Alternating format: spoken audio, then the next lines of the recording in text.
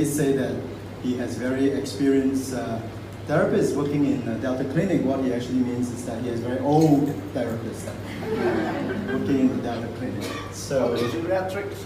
All the geriatrics, okay? We are all geriatrics, but we look pediatrics.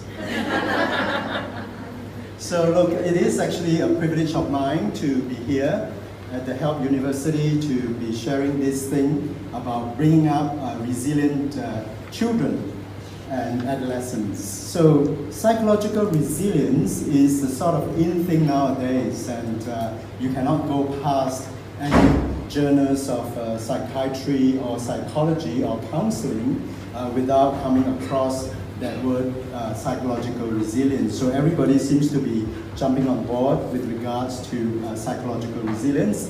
The other one is, of course, the word mindfulness. Everybody seems to be jumping on board with mindfulness. So this morning, I hope that I will be giving you a mindful teaching, and in return for my effort, I hope that I would have a mindful audience who are going to be mindfully receiving my mindful teaching for this mindful morning. So by way of introduction, basically, as David said, I'm a child psychiatrist. I have been in private practice now in Sydney for the last 28 years. And my philosophy in terms of my practice is that I like to empower young people. I like to see families coming together to support the young people. So apart from my clinical work in Sydney, the other thing that I've been doing is going overseas to be doing some teaching, and of course in Malaysia. And before this venue here, I was in Penang talking about school refusal. And before Christmas, I was actually in China giving some talks on family mental health. So apart from English, I am actually proficient in Mandarin as well. So if you see that I slip in one or two Chinese words, and you know why, because I might get a bit confused, because I get a bit excited with the teaching. So, and apart from my clinical work, I'm actually quite a bit into using modern day technology, the information technology, to share about my knowledge. So I've actually set up a website called Healthy Mind Concepts. For those of you who were here yesterday, you would have heard a bit about that. And for those of you who are new, I just want to give a very short introduction about healthymindconcepts.com. So it's concepts.com, there are many, many concepts. So basically in that website, I put together some free education material for parents and for the general public. Because whenever I see young people and families, and the next thing they ask is, where can I get some information? So I've written down some information on depressions, anxiety, on ADHD. Now I do not profess that my website is exhaustive. So in other words, it's not the website that you go to and then you get the authority and everything on ADHD, but at least it gives you some pointers about eating disorders, about ADHD.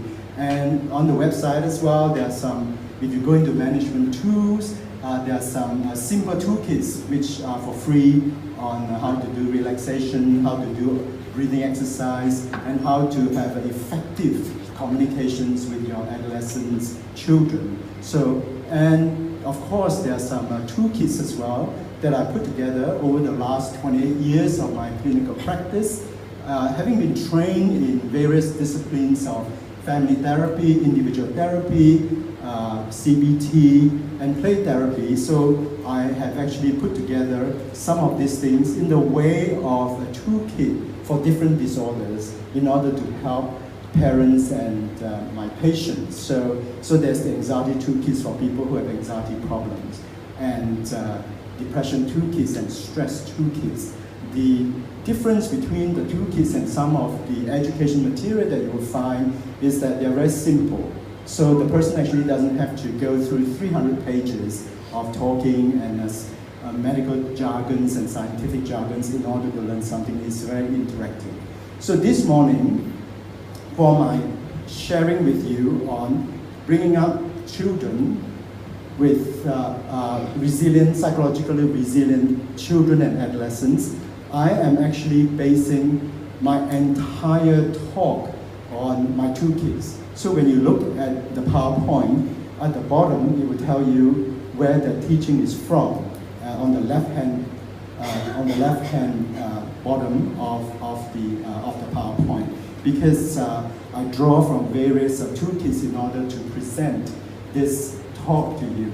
Now, as an important caveat, I just want to say that psychological resilience is the thing that parents are supposed to be doing with their kids on an ongoing basis. It's a bit like physical resilience, okay? How to be healthy. Now, you just don't teach your child to be physically healthy and resilient by telling your child not to eat ice cream and not too much sugar. It's an ongoing thing. So psychological resilience is an ongoing thing. And even if you understand everything that I have to say today in terms of the teaching, it doesn't mean that that is the encyclopedia that you have walked away with in terms of helping your child with psychological resilience. So in a nutshell, to be psychologically resilient is to be psychologically healthy. And just like to be physically healthy is a daily thing, it's an ongoing thing, and you build on it, and you build on it, and psychological resilience is the same thing. So in my talk with you, I will present to you 10 basic skills to be psychological resilience. And each of those skills is something that is to be expanded on, and for the parents is to teach their kids and to work together with their kids in order for the child to be psychological resilience. If you can just hold on a while, I just want to check that the recording is on. It is on. No, it is okay. I'm a bit paranoid, you know, because the other day I was doing teaching in Penang, and I thought that I turned on the thing, and then at the end of the teaching, then it wasn't even recorded one word, so I just get a bit paranoid. So when you're paranoid, then you have to check things from time to time, okay? So what is my diagnosis? Perfectionism. Perfectionism. Most doctors have OCD, actually. They teach you to be OCD, you know, in the doctors, because it's like you check your pill, you check your syringe, and then you check how many meals, then you get the nurse to check it, then after that you check it again, that you're actually giving penicillin, okay? So you do it 4 or 5 times, and after a while, then you just become OCD. So anyway, to start off with the definition of psychology, and so what we hope to achieve today, is obviously some understanding of young people. So I hope that at the end of the sessions, all of you would gain something in terms of understanding of the young person. And of course, some skills to help the young person. So if you are clinicians, I hope that you can actually walk away today knowing that, hey, look, you know, having paid that $100 ringgit or 170 or whatever, okay, with the early bird, which is more expensive than the late birds, that you actually walk away knowing that you have actually acquired some skills. And above all, right, you also have some skills to determine when the young person need a bit more, if you are the parents, need a bit more in the way of professional help. Because at the end of the day, none of us is expert in everything, even the professional people. So we do refer difficult cases to people who are more experts. So hopefully, out of today, then we have achieved that. So in terms of psychological resilience, what is the definition? Now, it is always good whenever we talk about something that we define something, because after we define that, then at least you and I, right, we have the same sort of language. Even though we may have different paradigm, but at least, you know, we talk about the same thing. So if we're going to talk about apple, we don't talk about orange. So psychological resilience is actually the psychological ability of an individual to withstand the various challenges and trauma of life in such a way that the person would not develop a psychological disorder. So that's part 1 of psychological resilience, okay? So part 2 is that in the event of developing a psychological disorder, one is able to recover quickly without suffering further psychological problems. So the best way to be thinking about psychological resilience is to think about the rubber band, okay? One of the big thing about the rubber band is that when you stretch the rubber band, it can stretch and stretch and stretch. And then when you release the stretching, the rubber band would actually comes back to the normal position. So when you think about the rubber band in a way, then you start to understand psychological resilience, that when a person has psychological resilience, you can stretch the person. And the person who has a greater psychological resilience than another person will be stretched a lot more. So a rubber band that is a lot more stretchable has more psychological resilience, okay? And when this rubber band, even if it's snapped, okay, then it doesn't actually take a lot of time to be restored to its original position. Now that is a very important concept of psychological resilience. So we are here today, this morning, to talk about this, to examine this, and to share together this topic of bringing up children and adolescents with great psychological resilience. It means that we are here in order to learn some skills so that our adolescent children, our adolescent patients, and our adolescent students, for some of you who are teachers, are become a bit more stretchable by the demands and the stresses and the life events of life. So within that concept then, when we think about psychological resilience, in a nutshell, then we think about stress and vulnerability, okay? The word down here is psychological resilience. Unfortunately, it doesn't actually come out very well. So you almost cannot talk about psychological resilience without in some way talking about stress, okay? Because when a person is being stretched, the person is actually undergoing stress. And interestingly, I'd like to share with you all that when it first started, the word stress was not a psychological word. The word stress was a scientific word. Scientists, they subject different metals such as iron and gold and tungsten under stretching force, and to see how much force it takes for the metal to snap. So it was a word borrowed from physical science. So you can't talk about psychological resilience without talking about stresses. They are linked together. And likewise, you can't talk about psychological resilience without talking about vulnerability. Vulnerability is that inbuilt thing, the inherent property of that person, which makes the person a bit more vulnerable. So for example, adolescents who come from a family with a prominent family history of mental health problems, such as if one or more of the parents have schizophrenia. So the person is more vulnerable to developing schizophrenia. So instead of 1%, the person have a lifetime prevalence of 10% developing schizophrenia. If one or more of the parents have a depression, especially a bipolar disorder, which is a type of depression, so the person again has an increased vulnerability of developing a bipolar disorder or a depression. So when you think about psychological resilience, then you have to think about stress and you have to think about vulnerability. Now when you look at that balance, right, so when a person is more vulnerable to developing a psychological disorder, then in order to balance that so that the person will still be psychological resilience, then you have to look at the other side of stress. So a person who is more vulnerable, obviously, right, cannot withstand as much stress than a person who is less vulnerable. So then you may teach the person about stress management, for example.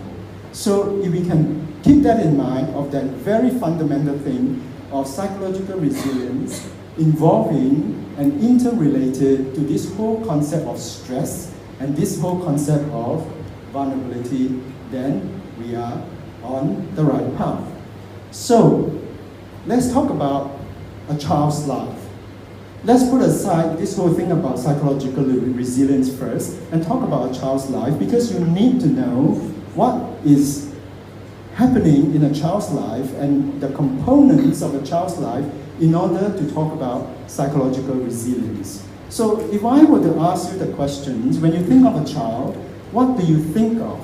Now, in an Asian context, when we think of a child, a lot of times, we might think of the physical context, okay? But then in an Asian context, a lot of times, we would think very much about cognitive context as well as the academic. How many A's do you get?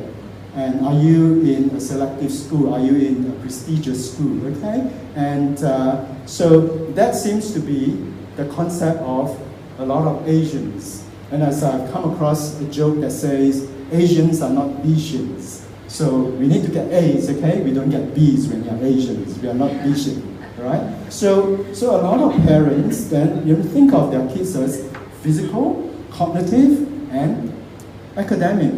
But a holistic child, okay, has many other domains in his life. It's not only the physical bit, but it's also the emotional bit and the social bit. Now, the social bit probably doesn't feature very well in an Asian context because, socialization is not so important than study. But socialization is very important. The way of socializations and the way to grow in that socialization with other people is actually part and parcel of EQ, emotional quotient, okay? And the emotional side of the child as well is a very important thing in terms of being healthy, understanding his own emotions, managing his own emotions, understanding the emotions of other people, meeting the needs of emotional needs of the other people, and matching his behavior according to the emotional status of another person. So these are all concepts of emotional intelligence. So I added there the spiritual bit as well because after all, none of us is just material and we are not just physical. There's a part of us that is less tangible and that is non-physical, which I call the spiritual. So once we grasp that, then we know that the idea of psychological resilience is that it is just not to be thinking about psychological resilience so that your child will become a better A students rather than a B students or A plus students rather than an A students. It is not just so that your child would be achieving academically. It is that your child would grow in that holistic way to be, I would say, a total person, okay? A person who is totally healthy. And by the same token, a child who has very low psychological resilience is not just going to have his emotional life affected, but eventually his other bits of his life as well, his academic life and his social life would also suffer. So try to transcend above that word psychological. So psychological resilience is not only important in terms of the psychological health, but it's actually in terms of the total health of a person. And for our context this morning is about young people. So let's talk a bit then about the child's achievement before entering into adulthood. Right, just very briefly, what I have to say to you will take a few more lectures to go in details. But the idea of parents bringing up children and also for professional people helping young people is so that the young people would achieve the different milestones. So before a person can enter into adulthood, right, there are a number of milestones the person needs to achieve. The first one is trust, learning to trust. That is something from the infancy. So initially the infant learns to trust mom and dad, that mom and dad are going to meet my needs, mom and dad are going to change the diaper, mom and dad are going to feed me when I'm hungry. And from that ability to trust, then the person can trust other people.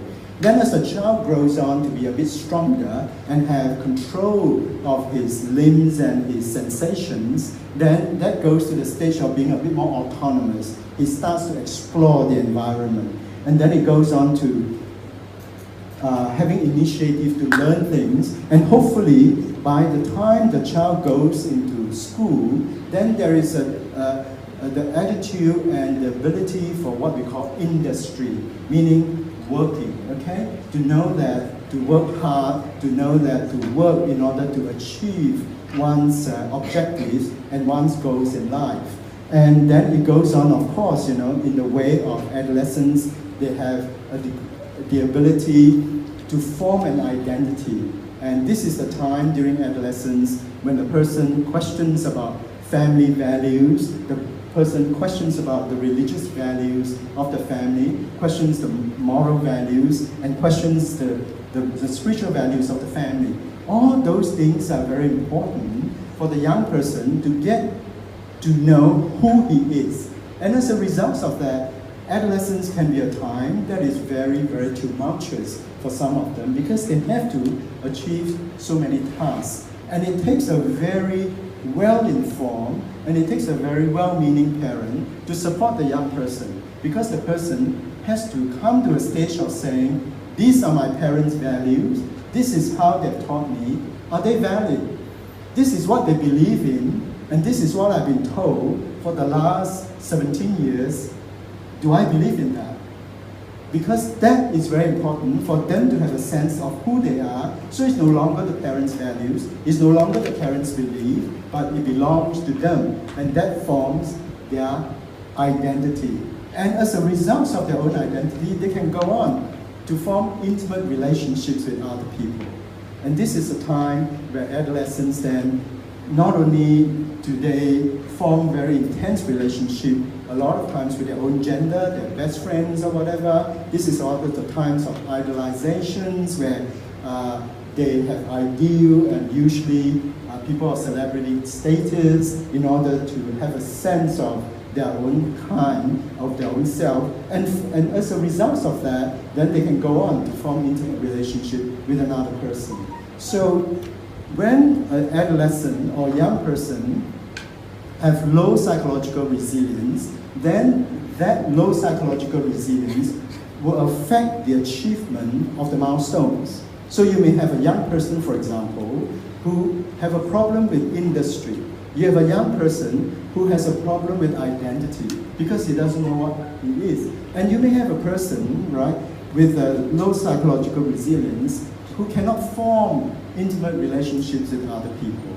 So, as you can see, psychological resilience is absolutely important in the growth of a young person. So, in helping our young person, then we need to impart a concept for the young person that the young person does not actually live in the universe by himself. So, the circle there represents the thought life, the behavior of the person, and the emotional life. But the young person is actually impacted by life and by other people. And as a result of that, then the person, right, can have a choice of responding or reacting. Now, the more psychological resilient the person is, the less likely the person were to react. The more likely that the person is able to respond. Now, I want to make a distinction between responding and reacting. So reacting is kind of a reflex. So if you don't like me, then I'm going to punch you, you know? If I have this problem, then I'm going to cut myself because, you know, I can't have this intense emotion inside me. And if I feel like I'm down, then I eat compulsively. And if I have problems and I pick on another person, that is reacting. So the more psychological resilient the person is more likely to be able to respond. So in other words, I have this feeling inside me, I'm bored, I have this feeling inside me and I don't feel good. How do I respond to that rather than reaching for a cup of ice cream? And how do I respond to that rather than feeling that, oh, this is time to slash my wrist?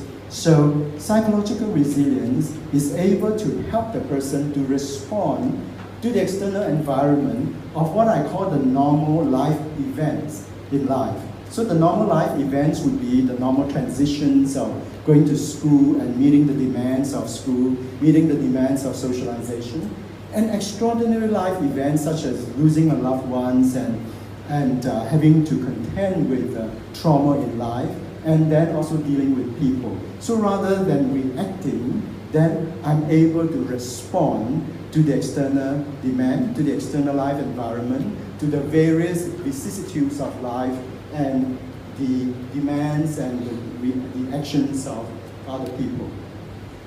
So moving on then, in order to understand psychological resilience, and that slide is taken from my toolkit, Emotion Regulation Toolkit. Emotion regulation is another big word, okay? And in other words, how do you regulate your emotions? I'm not actually explaining things, right? Because I say emotional regulation means how to regulate your emotion. I'm just flipping the noun with the verb, okay? And so it's really to understand the interrelationships between emotions, thoughts, and behavior. Now, I just want you to pause for a while and try to think about this simple concept. Now, if I flash it on the PowerPoint, you would say, of course, you know, emotions is related to thoughts and related to behavior. But a lot of people don't actually know that, okay? And a lot of people don't actually know that in a very deep way. So it is not uncommon for you to find people who would say, I don't know why I behave like that. I don't know why I say it, you know? To say something is a behavior. But why did I say it? I don't know. You know, how do you feel? What were you thinking? And a person who is just reacting to the environment would say, I don't know, because he's reacting according to his impulse. So he has some impulse control problem.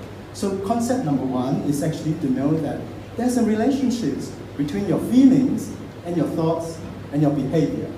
Now, once you grasp that, okay, then you would say, okay, if there's a relationship between my thoughts and my feeling and my behavior, now that is very profound thinking when you think about that, okay? It's not simplistic at all. So which also means that, right, if I have a problem in my emotional life domain, I can actually change my thinking. And it will impact on my emotions. Or if I have a problem with my emotional life, if I change my behavior, then it would also have an impact on my emotional life. So if you understand that, then you understand why psychologists and psychiatrists, we make life difficult for you guys, because when you go out there to make a survey, you would find that at this present moment, there are about 250 schools of counseling and psychotherapies. Okay, it's 250. I can name you a few, right? You have the exploratory therapy, like Freudian object relations, self-psychology, and the British object relations. Then you have the cognitive behavioral therapy. Then you have the mindfulness-based cognitive behavioral therapy. Then you have the interpersonal therapy. Then you have Gestalt therapy. Then you have psychodrama. Then you have transactional analysis. Are you confused? Good, if you are confused. I'm confused sometimes, okay? So what is basically is that a lot of therapy then focus on one, and then they put a name on that. So behavioral therapy concentrate on changing your behavior. Because the understanding is that if I change the behavior, then I would change the emotions and the thoughts. CBT says that let's forget about the emotion. Let's just think about the thoughts, okay? So I'm going to teach you the right thinking.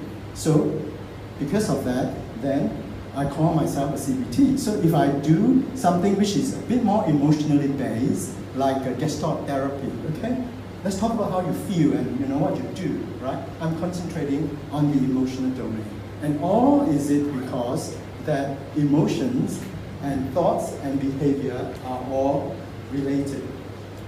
So once you grasp that, okay, which is a very basic thing, and the next thing, okay, to understand, and that slide is actually taken from Increasing Your Child's Psychological Resilience Toolkit, which I have online, okay? It's really to teach your child that, look, your psychological resilience, or you have to use your own words according to the level of understanding your child is. You know, you can actually use the word emotionally strong, okay? So the emotional strength or the psychological strength of the person is inversely related to the stress. So the more, if you go the slide, okay, when you go up on a higher scale, so the higher psychological resilience I have, then I would feel less stressed about something. Okay, it's what, a bit like the rubber band. Okay, if the rubber band, you might come across some rubber band that are already tight. You have to stretch, and then it will only stretch a bit. Okay, so same thing. If I'm psychologically resilient, then it takes a great deal, okay, of stress for me to feel it. So by the same token, when the psychological resilience is down, then it's more likely for me to feel stress. Again, simple concept, but you have to impart that to the kids, but you have to understand it first. So let's then also go on to the third thing, okay? To tell our kids that at the end of the day, when our stress response and our relaxation response is a bit like a seesaw, okay? So when you see these kids on the seesaw, there's no way that the child can be down, there's no way that both kids can be down, and there's no way that both kids can be up at the same time. So stress and relaxation response in the body is the same thing, and that is in my stress and anxiety 2 kids. So when the stress is up, the relaxation response is down.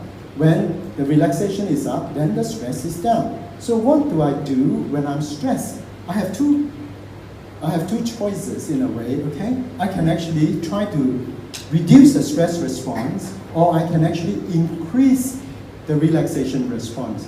Very simple, but great day-to-day applications, okay? From the simple thing of teaching the child to do progressive muscular relaxation, meaning that let's divide our body into different parts, and I want you to tense it as much as possible, clench your fist until you can't clench anymore, and then release that, okay? As much as possible. Imagine that we are like a jelly, okay?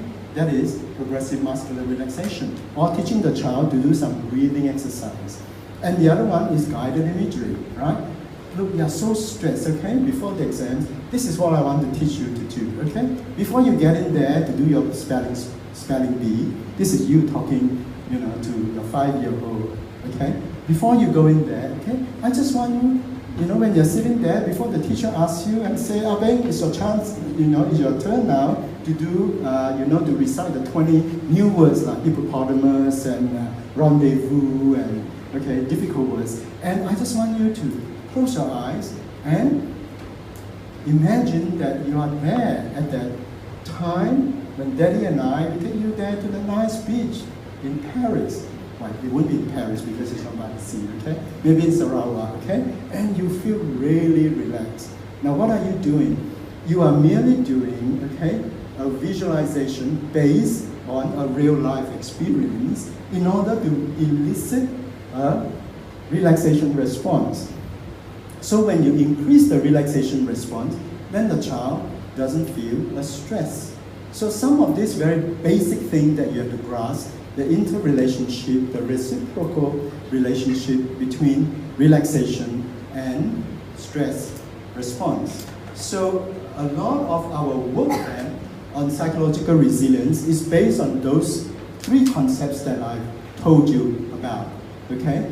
The interrelationship between cognition, emotion, and behavior, and the issue of psychological resilience versus stress, and the reciprocal relationship, the inverse relationship, between stress and relaxation.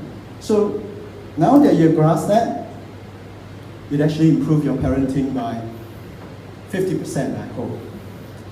Okay? And you feel a bit more relaxed now, okay? And you can take in a bit more. So I'm going to talk about the 10th skill, okay? And this is taken from the Stress Toolkit.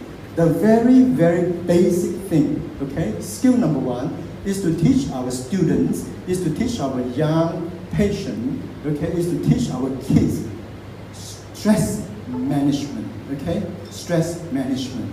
And with the stress management, it's important to sort of realize that for all of us, okay, we are like this person, okay? We are trying to walk across the rope of life without falling in and being taken in by the sharks, okay? So on the one hand, we have to balance life events, as I mentioned before, things that may be normal, okay? For example, normal life event for a child to go from primary school to secondary school. A life event for a late adolescents to go into a university from high school. And normal life events for Ah Beng, okay, that who instead of going into UM to study medicine, then he can only go into do it law, right? Asian parents usually like their kids to be either doctors or lawyers, right? So it's a life event, okay? So it's a balancing of life events and his own vulnerability, and hopefully then he can walk across. So that is a very basic concept of stress management. So skill number one is really to teach our child the right way of stress management. So this is a summary slide from the stress toolkits, right? So some of the important stress management skills that we can teach our kids is to send them to Langkawi for holidays, okay, with a coconut. No, it is actually to teach them about relaxation and guided imagery, okay? And as though they are sitting under the coconut tree. I actually took that, I think, when I was in Langkawi, okay? So it's a nice coconut tree, and teach them about that, okay? So very simple, relaxation, okay? Meditation, and guided imagery. And go on, for young kids, right? I find that, again, these two slides are taken from the stress toolkits, right? Young people, the younger the person is, right? The more they are able to use some guided imagery, okay? In order to deal with their stress. So in the stress toolkits, I talk about why don't you just visualize that your stress is like a little pea, okay? The green pea. In Australia, a lot of young people don't like to eat peas, you know? If you serve peas, then a lot of Aussie kids, they leave it behind, they eat the roast meat and the potato, but not the green peas, okay? Imagine that the stress, okay, is like a peas. You put it into the freezer, you freeze it, okay? And then you stomp on it, okay? And you squash it. Now, very simple, right? It actually works with the kids, you know? Or imagine that, you know, you have this stress monster and you just lock it up and you just buy a one-way ticket, send it off to the moon and say bye to that, okay? And then helping the child to build in some leisure in their life. Now that is very important, okay? I think a lot of times too, okay, I think our Asian culture is that we are not very good with leisure, okay? We feel guilty, you know? When I talk about, sometimes in fact, in Sydney, I see a lot of Asian clients as well, not by choice because I speak Mandarin, and then I also speak Cantonese very proficiently. So it is hard when I say, look, this is what I want you to do, okay?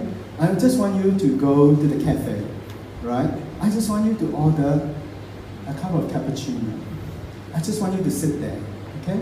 And I just want you to take a sip of the cappuccino, right?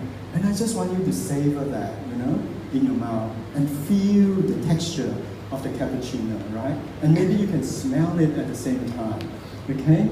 And just, you know, just relax, okay? Just don't gobble it down, okay? And just, you know, just do that pleasure thing, you know? Take a walk along the beach, okay? And feel that, you know, the pleasure of the sunshine falling on your shoulder, okay? It's a setting sun, so it's not too hot. And then you can feel the wave coming in, okay? As you get nearer to the side of the seashore. And then you can feel the wave as it contacts your skin of your feet. It actually takes away, okay, the stress that you have. And just enjoy the pleasure. What I've done with you is just some visualization, okay? If you follow me, then you would have done a bit of visualization of a bit to have pleasure in life. But you didn't follow me, then you would have thought, please get on with it, okay? And then you would have lost the moment. So teaching our kids to have some pleasure, to have some hobbies, okay? It's a stress management. And then learning to prioritize their life. I call that the life pizza. I don't know what you call it here in Malaysia. Maybe if I were to rewrite the toolkit for the Malaysian context, I have to say the life pizza with the durian flavor. And so life is a bit like the life pizza, okay? There's only too many pieces, so many pieces that you can cut. All of us have a life pizza. your child has a live pizza. Kids do very well with this, you know. And now in the toolkit, then it says, let's slice this, okay? And according to what you want. And now, let's put, you know, what you're going to do with those slices. How much time you're going to put on sports. How much time you're going to put on leisure. And study, and work, and family time. And your projects, and your hobbies, okay? So, that is time management and life management, okay? Very simple concept. Unfortunately, some of us adults, we don't do it well too, you know. Some of us, our live pizza with a durian flavor probably have 98% work, okay? And only 10% pleasure, sports, or whatever, okay? So helping them to learn to prioritize is a very important skill. But unless we have it, our kids are not going to have it.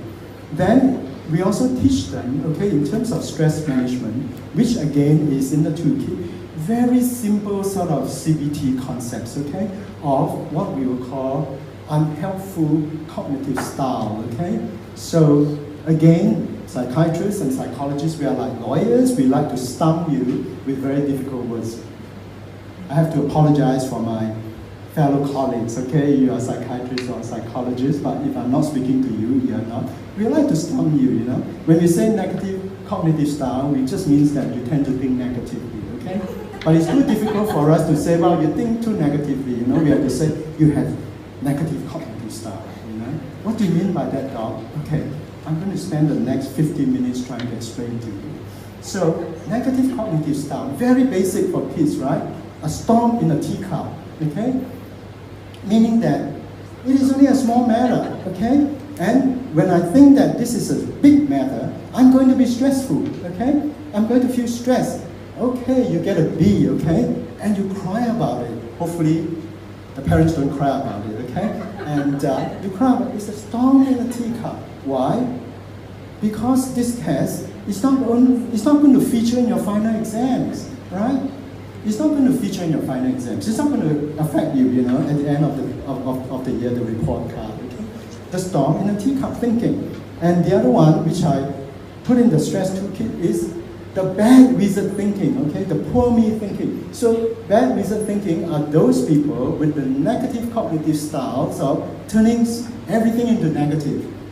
It's a bit like, oh, you've done very well, you know? Yes, I know. And it's just luck, you know? That is a bad wizard thinking, right? It's not like, yes, I've done very well. I studied for it and I deserve it. It's not luck, okay? And that is bad wizard thinking. So teaching your kids, in the toolkit, I have a number of cognitive styles that is very common with kids, okay? And teaching them how to correct that. So that is very basic. Skill number one, stress management. Then skill number two, okay, is emotion regulation. And this is from my toolkit, emotion regulation toolkit, right? So these days, we are very good at emoji, okay? And sometimes when I write to my friend, interestingly, I think a lot of us, you know, who are a bit older, you know, we have all this WhatsApp group, you know, you get found by your classmates that you haven't met, you know, for 15 years, and all of a sudden, you know, they have this WhatsApp, you know, MGS girls group or something, you know. I have a few of them, okay? And you find, you know, middle-aged people doing that, right? And the middle-aged people actually are better at using emoji than the young people, okay? Everything is an emoji, has it, you know, finish off with the emoji, is very good, then you have a big smile, you know. Oh, that is terrible, then you have the emoji, okay, of that frowning face. And emotion regulations is very important. So in the toolkit, I do something like the emoji, okay? How many emotions can you recognize? Now, very simple, right? But you'll be surprised, and if you reflect about yourself, then a lot of us are not actually that emotionally attuned, okay? A lot of us are not really that emotionally attuned. Now, I can say this, okay? What I have to say, the next thing is not about women, but it's about men, okay? Now I can say this because I'm a man, okay? And because I'm a man, what I have to say is not sexist, okay? If I'm a woman, then it'll be sexist, right? And a lot of men are not emotionally attuned. And a lot of us, I use the word us because I have to identify with you in order to be empathic. And, and a lot of us, right, men, okay, we mixed up the emotion of frustration with anger. That's why you find that, you know, with anger management, if you go to an anger management group, right, probably 90% is angry men, okay? There are fewer angry women, okay, because they're more in touch, okay? For a lot of men, they're not really that emotionally attuned. You know, when we are embarrassed, then we get angry. When we are stressed, then we get angry, you know? When we get frustrated, then we get angry. Everything is angry, you know? So you'll be surprised, okay, that a lot of us are not really that emotionally attuned. So when it comes to emotion regulations, again, this is taken from the toolkit. What is emotion regulations? The 3 steps of emotion regulations. The first one is to be aware. I just mentioned to you that a lot of people are not aware. Now, what I have to say now, okay, again, when I say this, I'm not going to be a racist, because what I have to say is about the big group of people group that I belong to, okay? I think by and large, because of our upbringing, Asian people are not as emotionally aware, okay, as Western people. Because it's just not in the culture. It's not in the culture to talk about how we feel, okay? In the Western culture, how you feel is very important, okay? So if you like to do an experiment, okay, get an air ticket and come to Sydney, right? And you go shopping, okay? Now, if that article is not right in an Asian context, okay, then you would just march up there and say, oh, this one, you know, the button is lost and this sort of thing, okay? It won't get you anywhere. But then in a Western culture, if you say that, look, I feel really disappointed that I spent $100 to get this jacket, and it is not the way that, you know, I want it to be, and it is not the way that you advertise. I feel very disappointed with that. And they listen to you. Why? Because in the Western culture, emotions is very important. And in the Eastern culture, I dare to say that emotions aren't very important, because it's like, get on with it, you know? So emotions regulations, the first thing, okay, is to help our kids to recognize emotions, okay? To be aware, like the magnifying glass, you know, in the toolkit, you will tap that, it will flip over and it will say recognizing. And the next thing, right, is to learn how to verbalize that. And again, in our Eastern culture, verbalizing is not important too. It's like, what is the point of telling you how I feel? You're not going to change the way how I feel about it, right? And that's the reason why a lot of time talking therapy, right, for those of you who are professional people, will know the struggle that you have, right, in doing talking therapy, okay? I come and see you, you charge me 300 ringgit, and it's not changing anything. I'm just telling you how I feel. And then you give me some advice. I can talk to my next door neighbor, you know? My uncle could have said that to me, okay? And we don't value that. We don't value the idea of verbalizations, of making connections, of feeling understood, okay, by another person, of knowing that when I walk away, there's one person here who understands how I feel. And our kids, a lot of times, don't get that from us. And it's like, no, you didn't listen to me. You don't understand me, okay? So teaching them to verbalize and for us to really come alongside them to understand them is very important. And that is the reason why within an Asian context, okay? Within an Asian context, a lot of us Asians don't do very well with supporting another person who is going through grief and bereavement.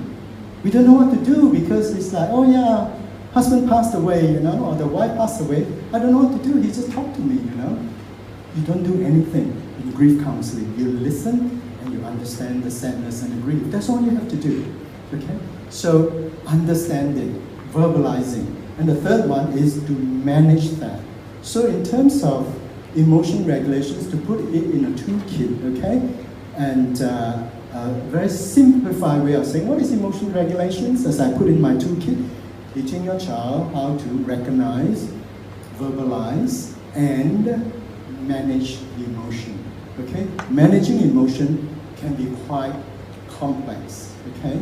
And a lot of us don't do very well. So I've just given you, in a way, the kind of pointer. Now when I hit the next slide, hopefully some music is going to come on.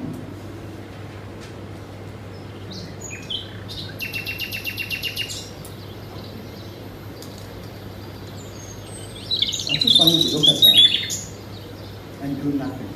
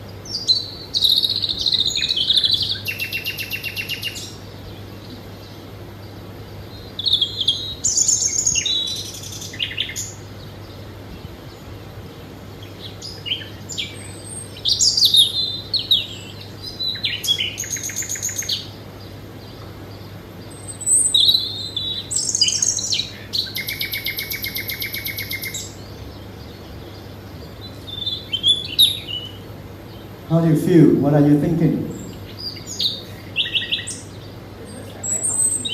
The bird talking to you. Oh, okay. Anybody else? Birds are hungry. The birds are hungry.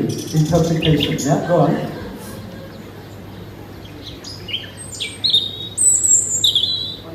I hope that it will stop. Pardon? Wondering where the birds are. Wondering where the birds are. Yeah, the thoughts. Yeah. The bird sings loud. The bird sings loud. Interpretation. Yeah. Anything else? Okay.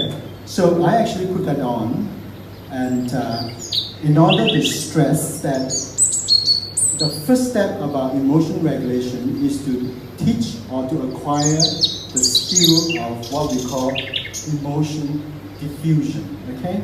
Diffusion comes from the word diffuse. Now the problem why a lot of us have problems with our emotion regulations is that when we feel something, we get fused with that emotion. So when we feel sadness, we get ourselves embroiled in that sadness. When we feel angry, we get ourselves embroiled in that anger.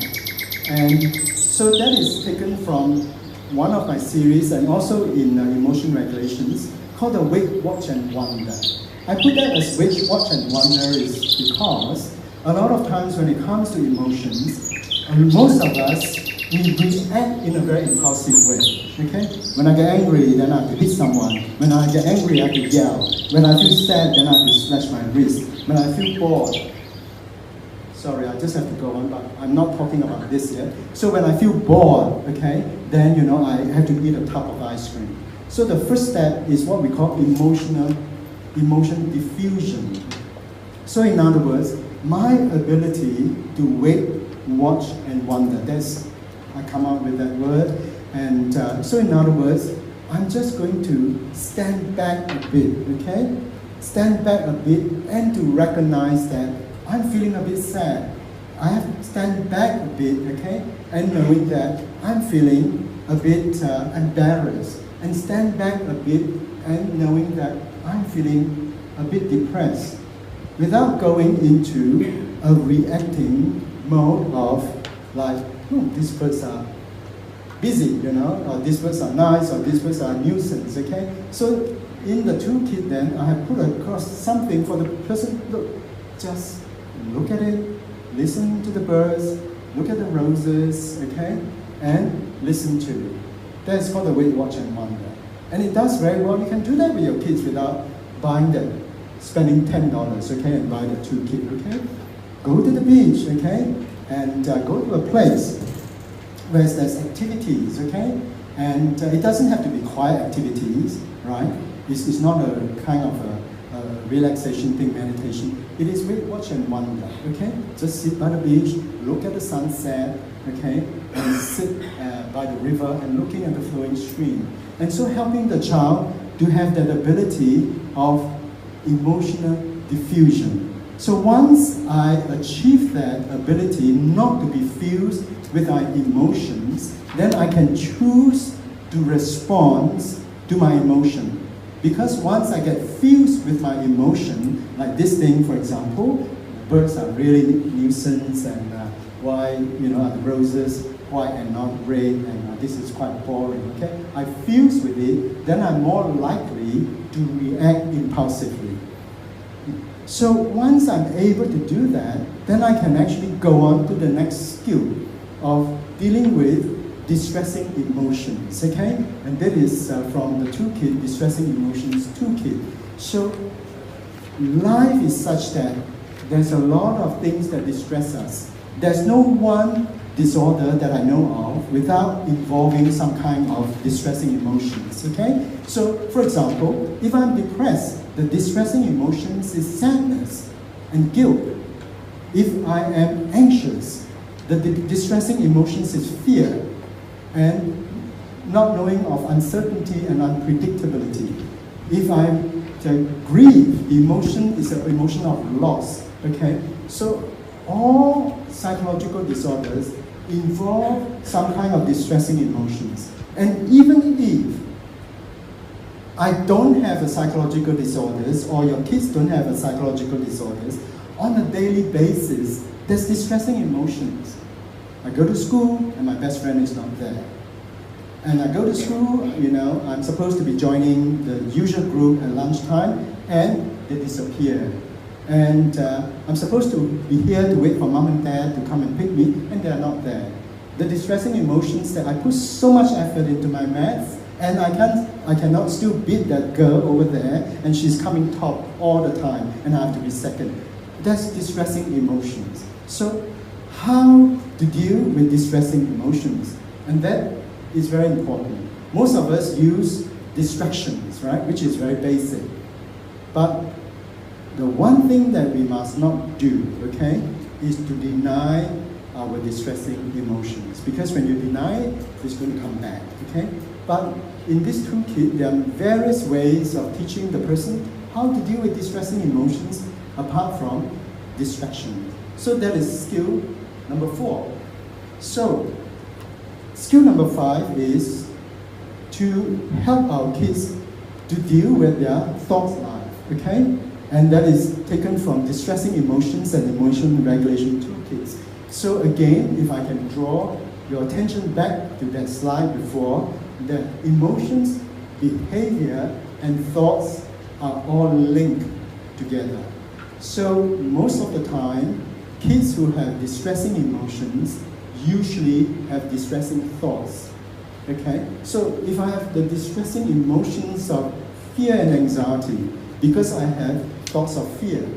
If I have the distressing emotions of being depressed and sad, a lot of times because I have thoughts of loss, and that loss could be a real loss, such as, mom and dad separating and divorcing, or such as grandma passing away, which is real, or sometimes it's what we call a perceived loss, okay? I can feel depressed because I'm supposed to get an A+ in my piano exams, and in my maths exam, and now I get a B. That is not a real loss, it's a perceived loss because I expect myself to get that, and I don't get that. So learning the child, teaching the child to deal with his thought life is absolutely important.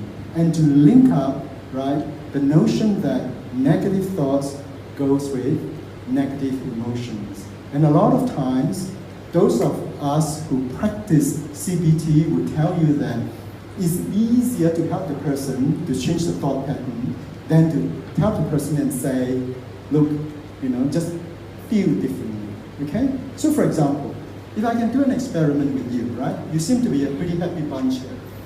Otherwise you won't be here, right? If I were to ask you and say, now go and feel sad. Go feel sad, okay? I want you to feel sad. What do you do? Most of us would try to think of a sad event. You change your thought life. You change your thoughts straight away. Because it is very hard to feel, okay, without thinking like that. So helping our children to deal with their thought life is the next thing to improve their psychological resilience. And especially dealing with negative thoughts. So we need to give our kids certain pointers okay, as in like the emotion regulation toolkit, okay? How do you deal with negative thoughts? Two things, okay, and very simple thing, and sometimes even adults find this helpful, okay? I usually tell my kids who come and see me, okay, who struggle with negative thoughts, right? I usually say, look, what I want you to do is this. I want you to remember that thoughts are not reality. Thoughts are not reality until I act on my thoughts, okay? So for example, for those of you who are single, I won't ask you which one to check whether you're eligible. And you can be dreaming all you like, okay, about marrying your Prince Charming, okay? Or you can dream about marrying a Snow White or a Cinderella, okay? That is a very exciting thought, okay? But it's not going to happen until you act on it, okay? Until, you dare enough, to dig out the phone number of that person or the email or the text or whatever and say, hey, look, can I go out with you and hang out over a cup of coffee, okay? You can think about her or him all you like. It's not going to happen until you act on your thought. Very simple principle, but a lot of us forget about that. But very powerful with kids. Thoughts are not reality until you act on it. So I know that you're anxious. I know that you're worried about mom and dad about this. I know that you're fearful about this, okay? It's not going to happen until you act on it. That's number one.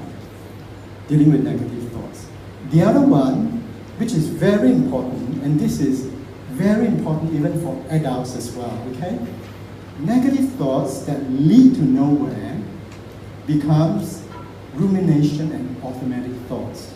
How often we come across people who come and say to you, okay, to us as clinicians, or kids as well, I just can't get these thoughts out of my mind, okay? I know that it's nonsense.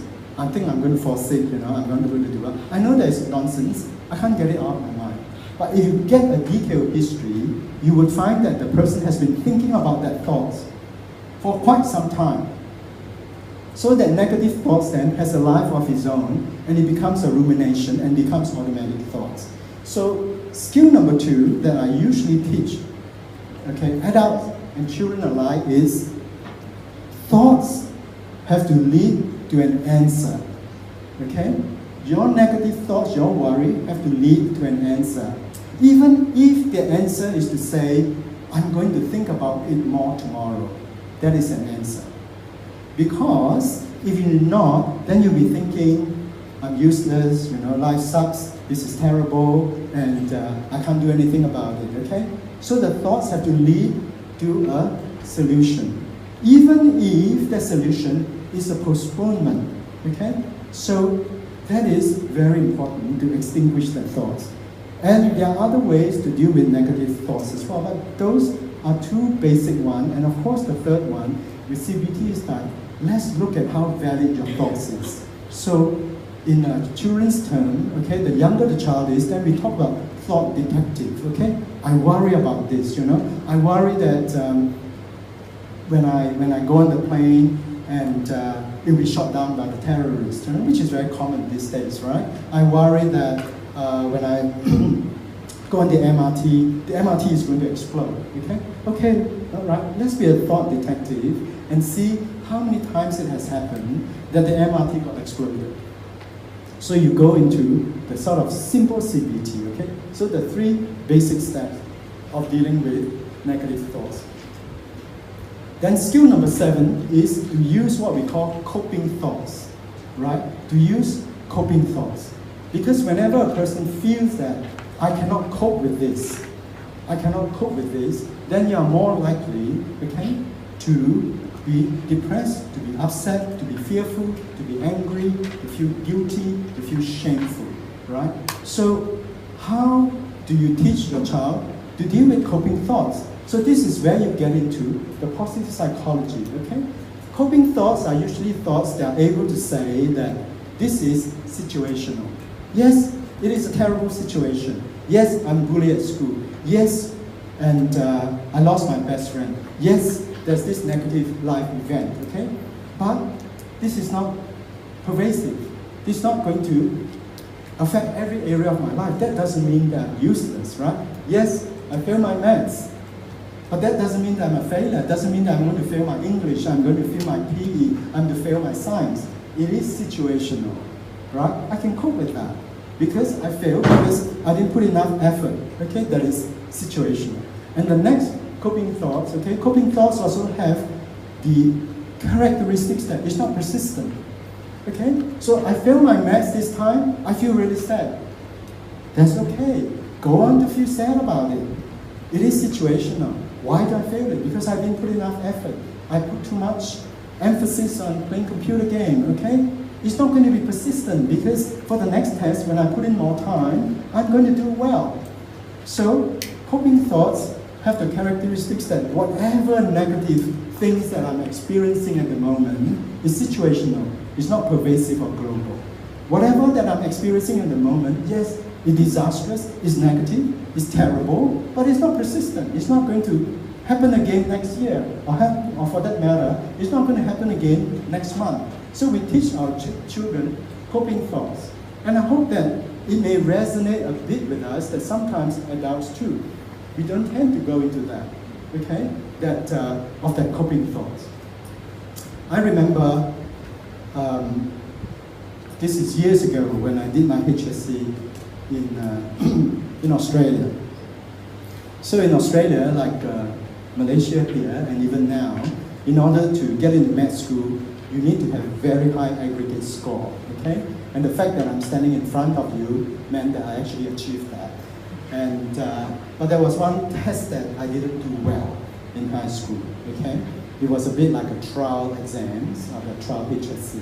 I still remember, I came back and I felt, oh, I'm a failure, you know? I'm not going to get into med school. It's terrible, you know? I come all the way to Australia and I'm a failure. I'm going to fail, you know? And I'm not going to go into a HSC. I wasn't using my coping thought then, okay? The right way of using coping thought is that I failed this time. I probably didn't study hard enough, you know? And, but it's not going to be persistent. It doesn't mean that I'm going to fail the next one because once I put some effort in, I'm going to be okay. But it doesn't mean that I can't get the marks to get into medicine, okay? So using coping thoughts are very important and sometimes that we have to teach our kids. And then skill number 8, okay? Skill number 8 is to teach our children what I call positive behavior, all right?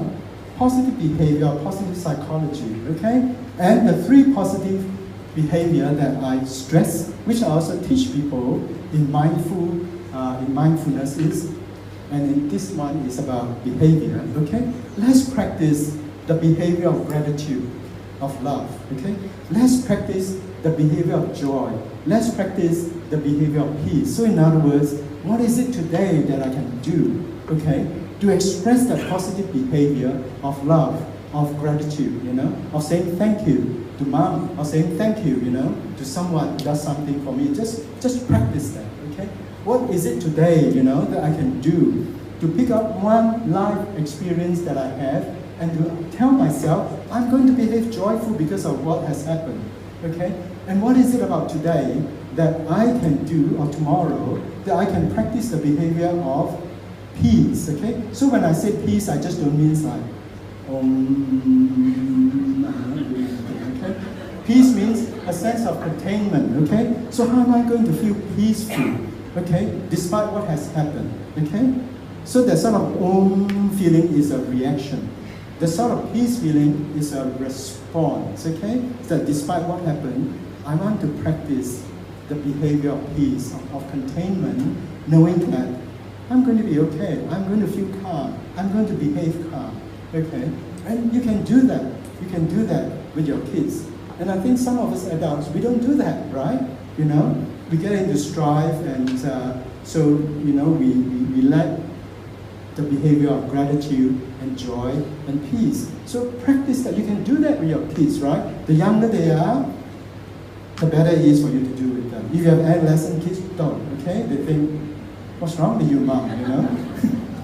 So do it, you know, start from young, the 5, 6 years old, right? We're just going to have a joy day, you know, today, okay? Let's try to have a joy day. Let's practice behavior of joy, okay? How are we going to express that to feel joyful? Today, we're just going to have a day of gratitude behavior, okay? How are we going to do that? So I'm going to do that, and I want to thank you that today, you've been very good, you've been very helpful to mom, I didn't ask you to tidy up your room, and I didn't have to shout at you. I thank you that you actually do it, okay? And then get the child to mirror that, right? So because when he or she can practice positive behavior of that gratitude, of that joy, of that peace, he's just going to be a lot more psychologically resilient. And skill number 9, which is very important, I'm talking about parenting a bit here, okay? And clinicians can help our parents to do that, is to really adjust our parenting style to suit the kids. How often do we hear parents who come in here and say, come to your surgery, okay? And say, I have 3 kids. I always behave the same to them, bring it up the same way, all right? And this one is the one with the problem, okay? And he's the one, who is always depressed. I brought them up the same way, right? It's not like, I treat them differently. And I don't know why he's like this, His brother is okay, his sister is okay, but he's always depressed and doesn't apply himself, right? You know what the problem is? The problem is that the parents actually bring them up the same way, okay?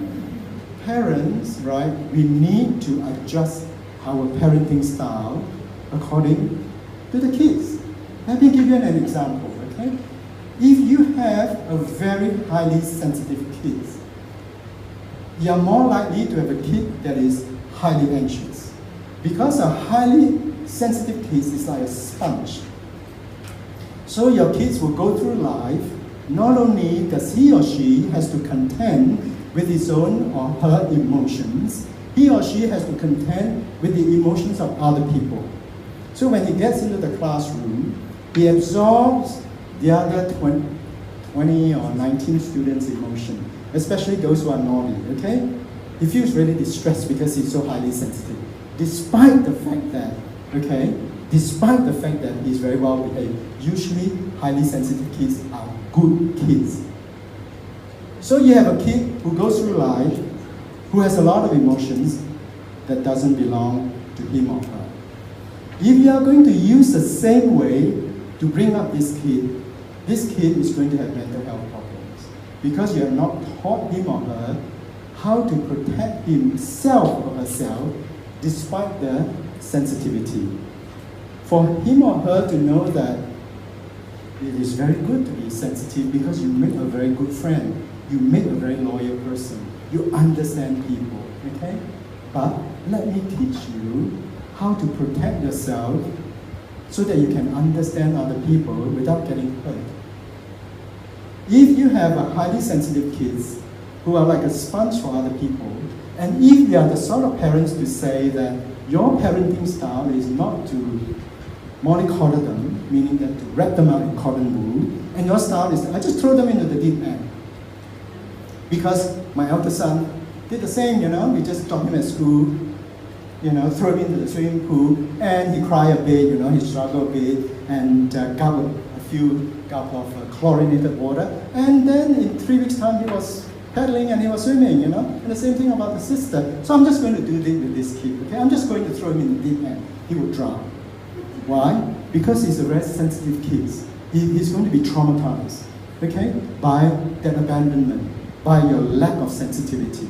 So that kid cannot be thrown into the deep end. That kid has to go into a water of 2 inches deep to wet his feet and then go on, okay? So all of us, we need to adjust our parenting style. If you have a child who is very highly sensitive, your child most probably would already know about boundaries. So most of the time, highly sensitive kids don't need a lot of harsh discipline. Because if you're going to harshly discipline a highly sensitive kid, that child is just going to die. Because then he's just going to grow up, he or she is just going to grow up, okay, feeling that he's doing the wrong thing all the time. And he's going to struggle with guilt. And because of that, then one day he's just going to develop a depression. At 7 years old, 8 years old, because he assumes the feelings of all the other people. So adjusting our parenting style is very important, with love, with firmness, and also with emotional expressiveness to our kids. If you have a very highly sensitive kids again, right, you can't take it for granted that he knows that you love him or her. You actually have to say it. There's no such thing as, of course he would know lah. Why would I go and work so hard? You know how hard I work? Right? I have to do night shifts and all those things to send him to school. Of course you know I love him, If you have a highly sensitive kids, you have to say that. You just can't use action to demonstrate that. You actually have to say that. You have to connect with the child. So we have to adjust our parenting style in order to help the kids, to build the emotional resilience for the child, the psychological resilience. That one is actually taken from the emotional toolkits, where I get parents to rate their parenting. Then I also talk about their parenting style and how they can change their parenting style. So, what's that, number 9? Adjusting. So, and then finally, coming to, these are the skills. And the microphone doesn't work. Right? Okay, it works now. So coming to this number 10, increasing your child's competence. The more competent I am, the more likely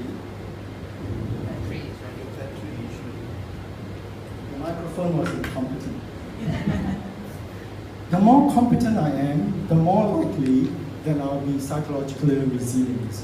So parents, we have to learn to improve and to increase the competence of our kids.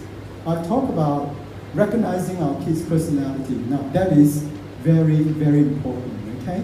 That is actually taken out of increasing your child's psychological resilience toolkits. Parents, okay, we have to understand that in the new millennium, okay, when we bring up kids, gone are the days where you outsource preparing your kids psychologically.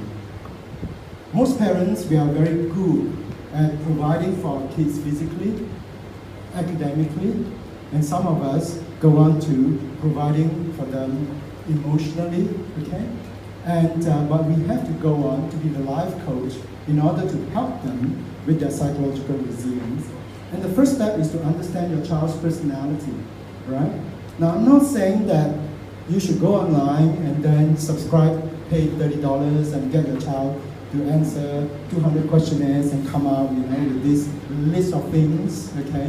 Which again, we are very good at doing about your child, neurotic index, and psychotic index, obsessionality index, And after you read through that, you think that your child has big problems, okay? And I'm not saying that. I'm saying that just learning, to have some basic tools about understanding your child. Is my child more likely to be the worried type? Is my child, the more expressive type? Is my child the type that is a bit more outgoing? Is my child the sort that when he or she has a distress, he externalizes it, which means he shows it, or is he more likely to internalize? So we have to learn to recognize our children's personality and dovetail our parenting in order to increase their competence. And then we have to provide the opportunity for learning for our kids. Now, I'm not even talking about maths and sciences and English and Shakespeare. We are all very good at doing that. Asian people are very good at doing that. I'm talking about the opportunity for learning, okay, and the opportunity to fail. When we give our kids opportunity to fail and the opportunity for learning and helping them and giving them the freedom to make decisions is very important. Why? Because if they are given the opportunities to make decisions, they can learn from that. That is number one. And number two is that when they are successful, then their self-esteem and their self-confidence will increase. Whereas, if you make all the decisions for them, that decisions belong to you and that success belongs to you, and in the future, they would have no reference altogether to make a decisions because they haven't come across that situation before. So we want to increase our children's competence by releasing to them the occasions and the opportunities for making decisions from the very simple thing, okay, to the very complex thing, right? From the very simple thing like, you can choose whatever clothes you want to wear rather than, oh, I don't think this is good for you, why don't you go out and change, you know? We're talking about 18-year-old, you know? Do you think that you're good in the hairstyle? That's okay. Let him experiment with it, right? Provide the opportunity for learning. The opportunity to fail is very important, okay? Because people who are successful are usually people who have failed before. Most people who are very successful is because they have failed in the first attempt at something, or the second attempt, and they learn from that. And people who haven't failed, okay, do not know how to experiment and make decisions. And then we give non-critical feedback, recognize our kids' effort. And in order to recognize our kids' effort and feedback, we really need to learn about the strength of our kids, right? So in other words, where is my kid's strength? Because not every child has what we call scientific intelligence. And some of you would have come across that, okay? When we talk about intelligence in an Asian context, a lot of times, we talk about the scientific intelligence, you know? How good are you with maths? How good are you with the physics and the science and the biology? In fact, biology ranks pretty low, you know? It's not kind of high power, okay? Are you doing pure maths or something, you know? In Australia, we have 4 unit maths. And, so, there are other types of intelligence. Okay? There's linguistic intelligence, right? Good with languages. There's the musical intelligence. Your child might be, you know, very good with music. There's a kinesthetic intelligence.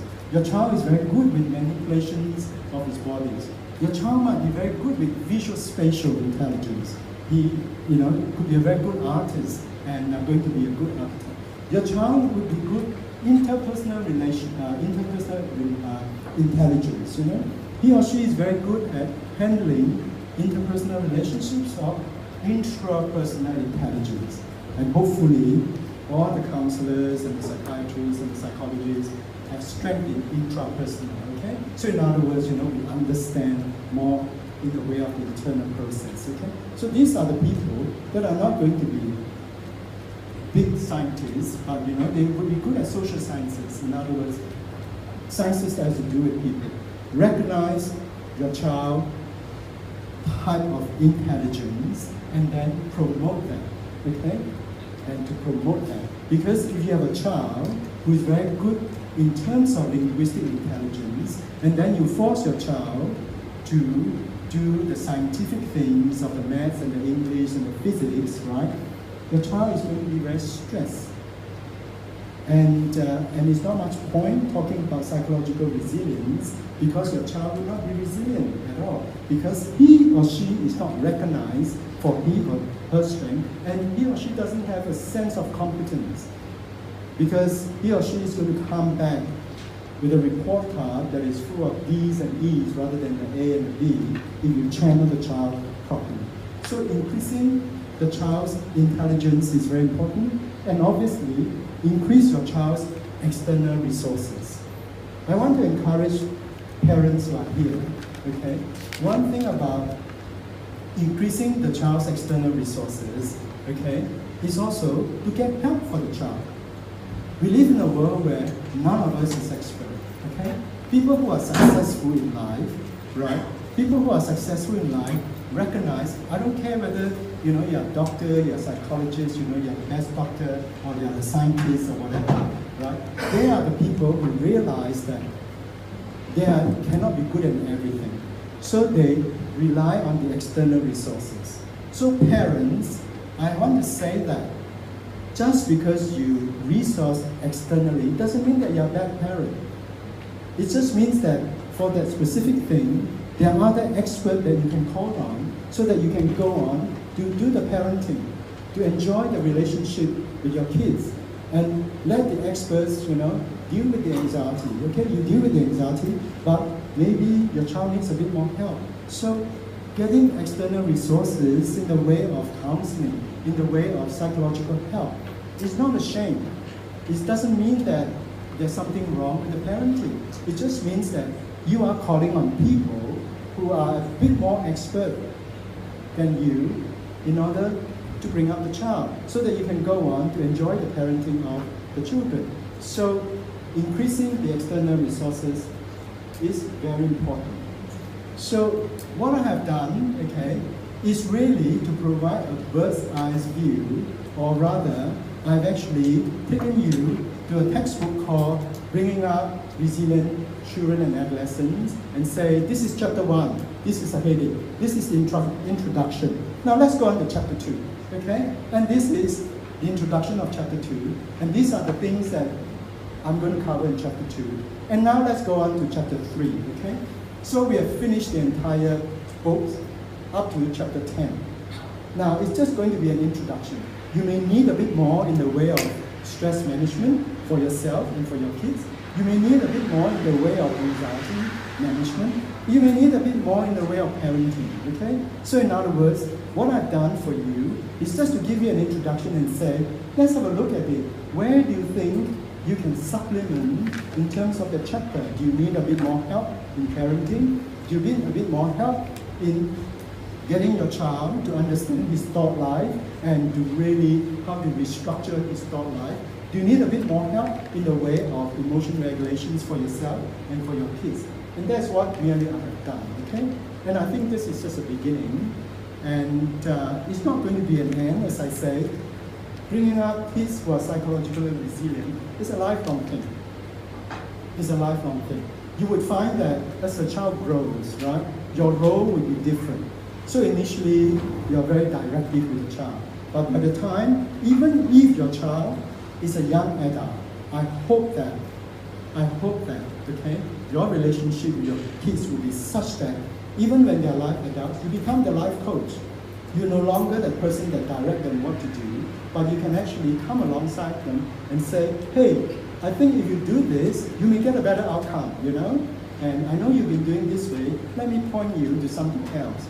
So the idea is a lifelong process. So the idea, the mission for parents really, the life mission of the parents, is actually bringing up children. Okay, when I say children, I don't mean chronological children. Children that are birthed from us, okay, who are psychologically resilient.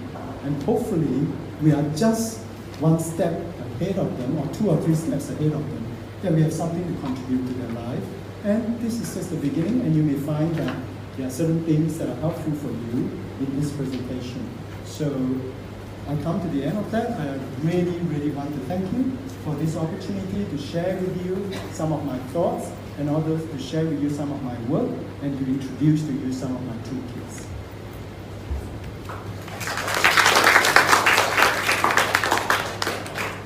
Any questions you want to ask? Ken? Any questions on the floor?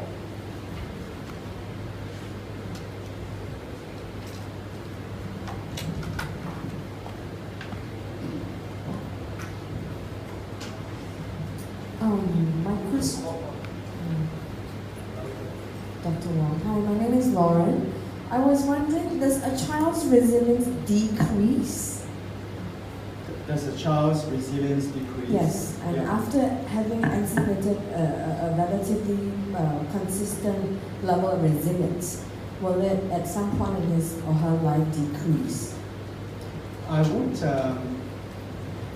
answer the questions by adding other bits to your question so that I can answer the question. If what I've said has not already confused you, then I go on to explain, okay? I think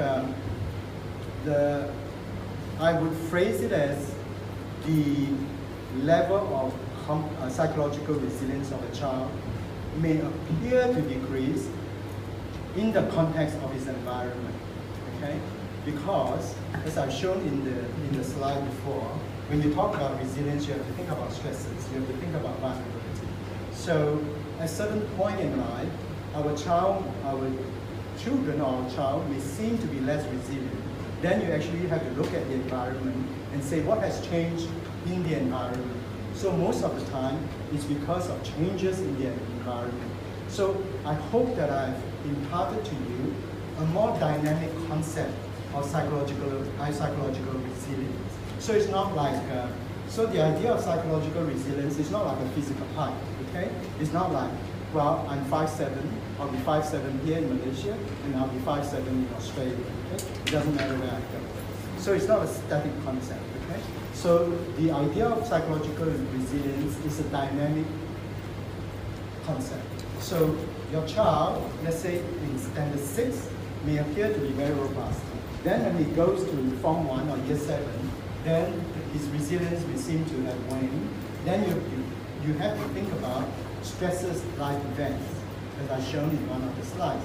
What has changed in my child's life for me to perceive that he's not coping, that his resilience is down, and usually there are certain changes.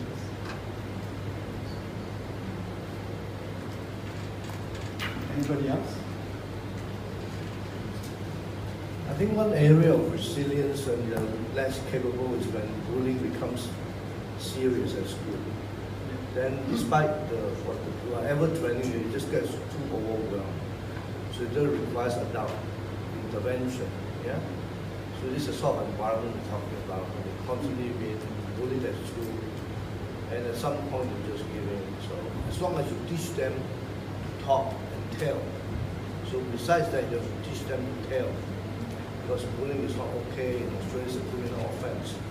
So very important to appreciate the context of the environment. Okay?